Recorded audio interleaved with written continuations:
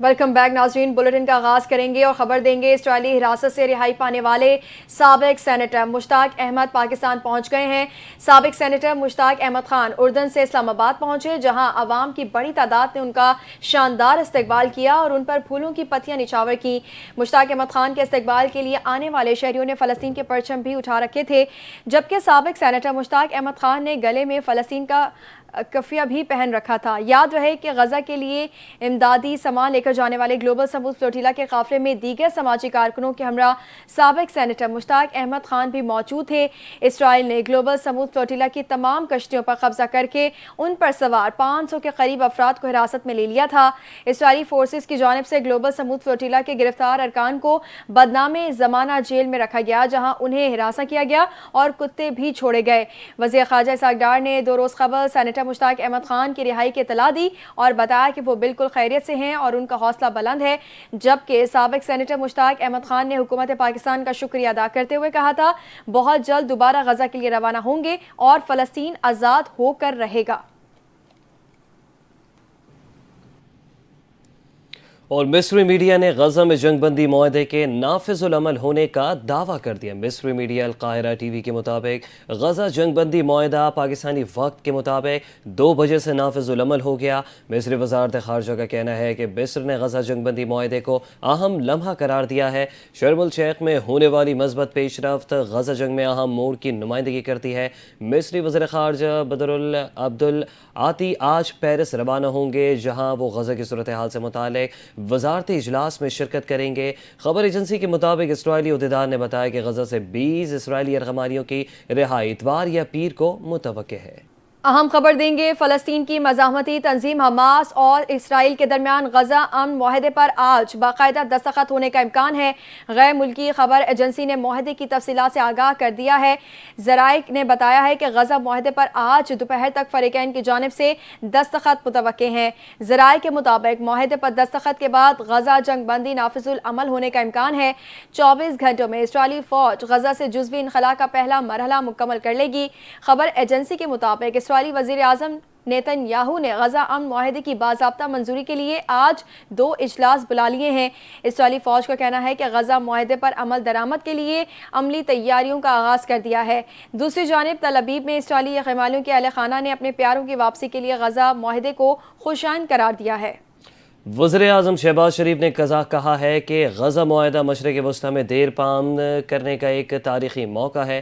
سماجی رابطے کی ویب سائٹ ایکس پر اپنے پیغام میں وزیر اعظم نے لکھا کہ غزہ میں نسل کشی کے خاتمے کے لیے معاہدے کا خیر مقدم کرتا ہوں اور معاہدے کے لیے امریکی صدر ٹرمپ کی کوشش عالمی امن کے لیے ان کے غیر متزلزل عزم کی عکاسی کرتے۔ انہوں نے کہا کہ قطر، مصر اور ترکیہ کے رہنماؤں کو بھی معاہدہ طے کرنے کی مسلسل کوششوں پر خراج تحسین پیش کیا جانا چاہیے۔ سب سے بڑھ کر ہمیں فلسطینی قوم کو سلام پیش کرنا چاہیے۔ وزیر اعظم کا مزید کہنا تھا مسجد الاقصی پر حالیہ اشتعال انگیز واقعات کی شدید مذمت بھی کرتا ہوں۔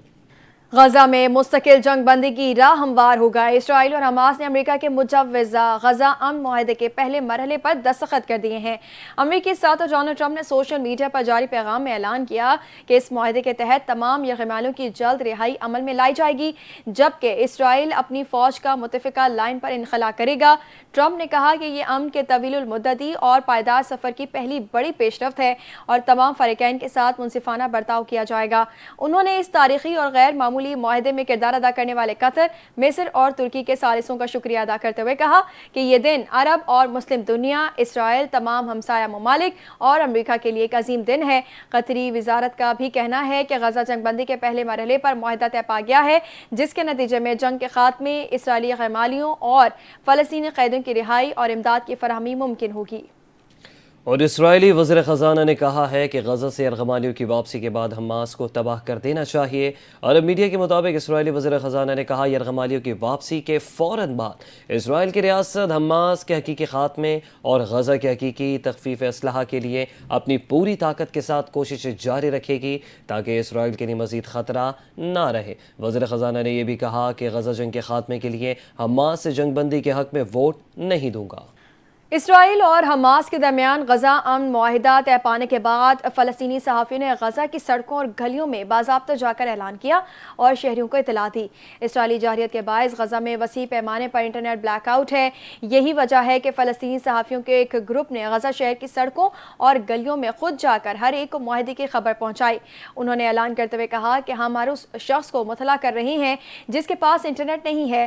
جنگ بندی معاہدہ طے پا گیا ہے، جنگ ختم ہو گئی ہے۔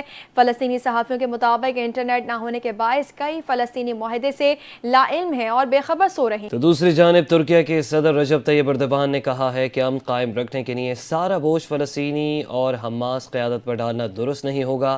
غیر ملکی میڈیا کے مطابق رجب طیب ایردوان نے کہا کہ امریکی صدر ٹرمپ کے امن معاہدے پر عمل درآمد کے لیے اب بھی سب سے بڑی رکاوٹ اسرائیل ہے۔ کہا کہ اسرائیل کو امن کے قیام کے لیے حملے بند کرنا ہوں گے۔ اپنی پارٹی سے تعلق رکھنے والے ممبران پارلیمان سے بات کرتے ہوئے ایردوان نے کہا کہ کوئی ایسی چڑیا نہیں جو ایک پر سے اڑ سکے، یہاں امن کے قیام بنائے رکھنے کا تمام تر ذمہ داری حماس اور فلسطینیوں پر ڈال دی گئی ہے۔ گورنر ہاؤس لاہور میں دوسری عظیم الشان محفل میلاد کا انعقاد زیر صدارت گورنر پنجاب سردار سلیم حیدر کے زیر صدارت ہوا ہے۔ محفل میلاد النبی صلی اللہ علیہ وآلہ وسلم میں پاکستان کے معروف اسکالر، مفکر اسلام، مفسر قرآن علامہ پیر سید ریاض حسین شاہ سرپرست اعلیٰ ادارہ تعلیمات اسلامیہ پاکستان نے پر نور روحانی خطاب کیا۔ محفل کی نقابت پاکستان کے معروف سنخواں تسلیم صابری نے کی، جبکہ سنخواں مصطفیٰ الحاج شہباز قمر فریدی، حاکم علی حاکم، صابر سردار، حسن افضال صدیقی پیرزادہ، پیر زمان شاہ اور دیگر نے حضور کی مدح سرائی کی۔ اس موقع پر گورنر پنجاب سردار سلیم حیدر کی صحافی رابطہ کونسل پنجاب کے صدر سید حسن عباس بخاری نے گورنر ہاؤس میں محفل ملاقات کے دوران دربار حضرت بابا فرید گنج شکر کے تبرک سے دستار بندی کی۔ Incharge bureau N T N Pervaiz Shafi, senior صحافی Amjad Kamboh, Imran Zahid Khokhar, Sohail Chaudhry, bureau chief N T N, Shahid Mahmood Atif, district reporter N T N, Mandi Bahauddin Chaudhry, Abdul Waheed, senior صحافی محمد عمر نور، نسیم عسکری، بابر منیب کے علاوہ سیاسی، سماجی، مذہبی، صحافتی شخصیات نے خصوصی شرکت کی۔ P R O to governor Shahzad Virk اور گورنر ہاؤس کے تمام افسران اور ملازمین نے محفل میلاد کے خوبصورت انتظامات کر کے محفل کو چار چاند لگا دیے۔ محفل میلاد کے انعقاد پر 36 زمرے کے ٹکٹوں کی قرعہ اندازی کی گئی اور گورنر پنجاب نے محفل میں شرکت کرنے والے ہزاروں افراد کے لیے لنگر کا وسیع انتظام کیا۔ عجب کرپشن کی غضب کہانی۔ این ٹی این نیوز کی خبر نشر ہونے کے بعد بھی ان الیکٹریفائی سوسائٹی کو لیسکو افسران کی ملی بھگت سے اسکول کے نام پر غیر قانونی بجلی مہیا کر دی گئی ہے۔ سوسائٹیز میں پرائیویٹ میٹر نصب کر کے بلوں کی وصولی جاری ہے۔ اسی پر مزید تفصیلات جان لیتے ہیں نمائندہ شیخ پورہ عقیل الرحمان سے، جو اس وقت ہمارے ساتھ ٹیلی فون لائن پر موجود ہیں۔ جی بتائیے گا یہ کیا معاملہ ہے؟ جی بالکل، شیخ پورہ سرکل کی راویریان سب ڈویژن علاقہ میں واقع ان الیکٹریفائی سوسائٹی باسٹون جو ہے اس کو مرید کے ایکسین اور راویریان ایس ڈی او اور عملہ کی ملی بھگت سے ایک بار پھر اسکول کے نام پر ایک اسٹامپ پیپر لے کر بجلی بحال کر دی گئی ہے، جبکہ ذرائع کے مطابق اپنے نام کا اسٹامپ دینے والا بھی ملک اکمل نامی شخص لیسکو کا ایک ہی ملازم نکلا، جو کہ شاہدرہ گریڈ اسٹیشن پر تعینات ہے۔ دوسری جانب باسٹون کا ایک اور ذرائع کنیکشن جو کہ بجلی چوری میں بھی ملوث پایا گیا ہے، جس کو ڈیٹیکشن بل بھی چارج کیا گیا ہے، جس میں سے 10 لاکھ کا ڈیٹیکشن بل مرید کے ایکسین اور آر او کی ملی بھگت سے 10 لاکھ سے تبدیل کر کے 4 لاکھ سی آر بل فیڈ کر کے حکومت کی طرف سے پیسے نکال دیے گئے ہیں، اور اگلی ہی صبح بل پھر 76,000 پہ فیڈ کر دیا گیا ہے۔ ایک دن میں 3 بار بل میں تبدیلی کی گئی ہے۔ اس سارے معاملے پر وزیر توانائی اور لیسکو چیف ایگزیکٹو کو فوری نوٹس لینا چاہیے اور ایسے ہی کرپٹ افسران کو نشان عبرت بنانا چاہیے۔ جی ٹھیک ہے جی، بہت شکریہ عقیل تفصیلات سے آگاہ کرنے کے لیے۔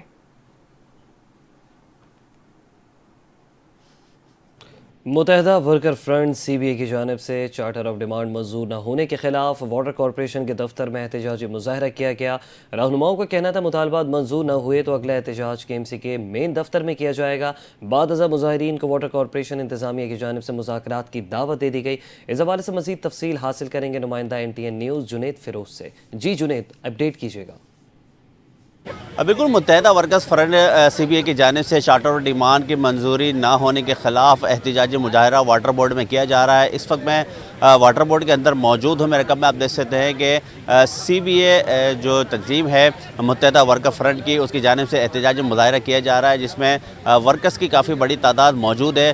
اس سے قبل یہاں جو عہدیداران تھے ان کی جانب سے خطاب بھی کیا گیا، اور اس میں ان کا کہنا تھا کہ 120 نکاتی جو چارٹر اور ڈیمانڈ پیش کیا گیا ہے اس کی جو ہے منظوری کی جائے، جس کے بحالی کی منظوری تک یہ احتجاج جاری رہے گا۔ جبکہ ان کا کہنا تھا کہ جب تک یہ منظور نہیں ہوتی تو اس کا اگلا جو لائحہ عمل ہوگا وہ KMC ہیڈ آفس ہوگا، وہاں پر بھرپور طریقے سے احتجاج کیا جائے گا۔ اب سے کچھ دیر قبل جو ہے یہاں خطاب ہوا تھا، جبکہ عہدیداران متحدہ ورکر فرنٹ کے جو ہیں وہ ابھی انتظامیہ کی جانب سے ان کو طلب کیا گیا، اور وہ وہاں پر جو ہے اس وقت مذاکرات کر رہے ہیں۔ کہا یہ جا رہا ہے ذرائع کی جانب سے کہ کچھ جو ڈیمانڈ رکھی گئی ہیں چارٹر اور ڈیمانڈ کی، اس میں جو کچھ مطالبات ہیں وہ منظور کیے جائیں گے، تاہم ابھی کچھ کہنا قبل وقت ہے۔ جیسے ہی یہ ختم ہوگی ان کے جو مذاکرات ہیں، اس کے بعد جو ہے وہ متحدہ ورکر فرنٹ کے جو عہدیداران ہیں وہ باہر آئیں گے اور میڈیا سے گفتگو کریں گے، جس میں آئندہ کا لائحہ عمل جو ہے وہ طے کیا جائے گا۔ جی نیوز اسٹوڈیو سے فی الحال اتنا ہی۔ مزید خبروں کے لیے دیکھتے رہیے NTN نیوز۔